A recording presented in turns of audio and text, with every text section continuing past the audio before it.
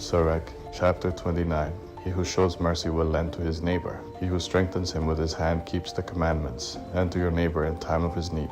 Repay your neighbor on time. Confirm your word and keep faith with him, and in all seasons you will find what you need. Many have considered a loan to be a windfall, and have given trouble to those who help them. Until he has received, he will kiss a man's hands. For his neighbor's money he will speak submissively. Then when payment is due, he will prolong the time, return excuses, and complain about the season. If he prevails, the creditor will hardly receive half, and he will count it as a windfall. If not, he has deprived him of his money, and he has gotten him for an enemy without cause. You will pay him with cursing and railing. Instead of honor, you will pay him disgrace. Many on account of fraud have turned away. They are afraid of being defrauded for nothing. However, be patient with a man in poor estate. Don't keep him waiting for your alms. Help a poor man for the commandment's sake. According to his need, don't send him empty away.